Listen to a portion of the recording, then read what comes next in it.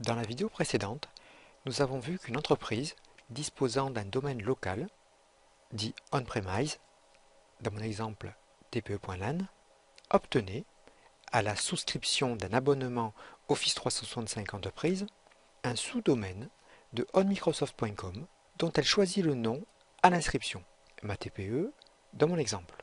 Ce sous-domaine, matpe.onmicrosoft.com, dispose d'un Azure Active Directory complètement indépendant de l'Active Directory local, ce qui implique une double gestion des utilisateurs et groupes. Un utilisateur durant doit être créé sur l'Active Directory on-premise pour accéder aux ressources du domaine local, mais il doit aussi être créé dans l'Azure Active Directory du tenant Office 365 pour accéder aux applications et à ses mails s'ils sont gérés dans Exchange Online. Nous avons vu comment rajouter un domaine loué auprès d'un fournisseur de nom de domaine dans le tenant Office 365 et comment ajouter ce domaine comme nouvelle UPN dans l'Active Directory local pour faciliter aux utilisateurs la mémorisation de leur identifiant de connexion et avoir des mails plus représentatifs de la société. Dans cette vidéo, nous allons voir comment synchroniser les comptes utilisateurs et groupes de l'Active Directory local sur l'Azure Active Directory du tenant Office 365 pour se simplifier la gestion.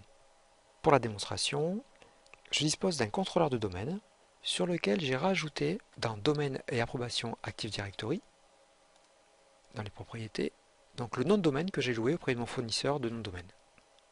J'ai aussi créé dans l'Active Directory local une arborescence d'OU dans lequel j'ai créé pour l'exemple un utilisateur avec le bon UPN. J'ai créé aussi un groupe de sécurité dont elle est membre. J'ai créé un utilisateur directeur et un groupe de sécurité dont il est membre aussi. Donc voilà pour mon serveur. Nous allons voir maintenant la configuration du tenant Office. Donc je me connecte à l'aide d'un navigateur sur le portail 365. J'utilise mon compte administrateur du tenant et je vais lancer la console d'administration. Dans ce tenant, j'ai rajouté dans paramètres domaine le domaine que j'ai loué auprès d'un fournisseur de nom de domaine. Et on voit ici que je n'ai pas créé de compte utilisateur. Pour synchroniser les comptes et les groupes de l'Active Directory avec l'Azure Active Directory, je vais sélectionner dans Utilisateur actif, je sélectionne Synchronisation d'annuaire. Je clique sur Suivant et je vais sélectionner la synchronisation continue à l'aide de l'outil Azure AD Connect. Je clique sur Suivant. Il me propose de télécharger et d'installer sur le serveur l'outil IDFix qui permettra d'identifier les erreurs possibles de synchronisation entre mon Active Directory et mon Azure. Je le télécharge sur le serveur. En cliquant sur OK, le produit va se lancer. Et si je clique sur Query et si je clique sur Oui, il va me lister ici si des comptes ou des groupes posent problème. Ce n'est pas mon cas, tout va bien. Donc je peux quitter l'utilitaire IDFix et cliquer sur Suivant. Je vais aller chercher l'agent de synchronisation Azure AD Connect et cliquer sur Suivant. Je télécharge le logiciel sur le site de Microsoft. Je vais installer Azure AD Connect en lançant son logiciel d'installation. Je vais maintenant commencer sa configuration. J'accepte le contrat de licence et clique sur Continuer. Je vais passer par l'installation personnalisée pour avoir plus de choix. Je n'ai pas de configuration particulière sur mon serveur, donc je vais laisser cette configuration par défaut et cliquer sur Installer. Il existe plusieurs solutions de configuration pour la synchronisation et l'authentification des utilisateurs. Je vais vous présenter la synchronisation par hachage, l'authentification directe, passe-through en anglais, et la fédération avec ADFS. Je vais commencer par la synchronisation par hachage de mots de passe. Dans l'Active Directory, les mots de passe des comptes utilisateurs ne sont pas stockés sous leur forme textuelle, mais passent à travers un algorithme mathématique de hachage, et c'est la valeur de hachage obtenue qui est stockée dans l'Active Directory. Quand c'est la méthode de hash qui est sélectionnée dans la configuration de l'agent de synchronisation Azure AD Connect, il synchronise les comptes utilisateurs et la valeur du hash associé. Les mots de passe ne sont donc pas stockés sur les serveurs Microsoft. Lors de la connexion d'un utilisateur au tenant Office 365, l'Azure Active Directory passe le mot de passe saisi au travers de l'algorithme de hachage pour comparer la valeur du hash obtenue avec celle synchronisée. L'identification est donc réalisée dans Azure Active Directory.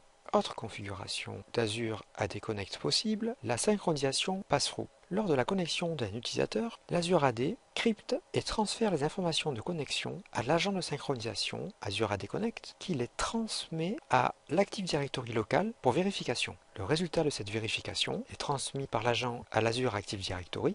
Autre possibilité, l'identification fédérée. Elle nécessite une infrastructure et des compétences beaucoup plus importantes, avec notamment la gestion de l'ADFS. Pour l'exemple, je vais choisir la synchronisation de hachage du mot de passe. Je vais pourquoi pas la coupler avec l'identification SSO.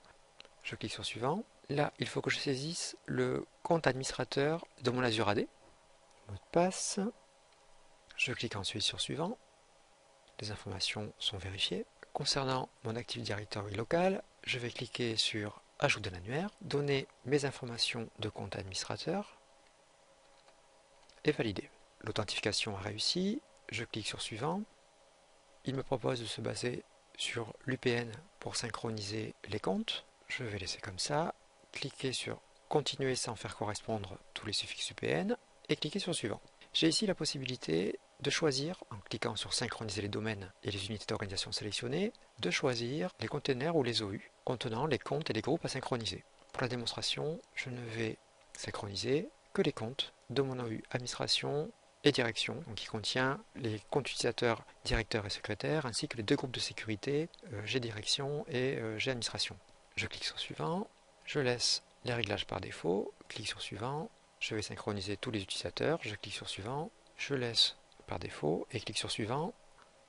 Il me demande mon compte d'Active Directory local, je valide, après vérification, je peux cliquer sur suivant et démarrer le processus une fois que la configuration sera terminée. Je clique sur installer. Voilà, la configuration de l'agent de synchronisation Azure AD Connect a réussi. Je vais quitter l'assistant d'installation et retourner sur ma console d'administration de mon tenant Office 365. Je clique sur le bouton suivant et clique sur Fait pour terminer la mise en place de la synchronisation. Je retourne dans mes utilisateurs actifs pour constater la présence de l'utilisateur directeur et secrétaire, ainsi que dans les groupes de sécurité, on retrouve les deux groupes d'Active Directory.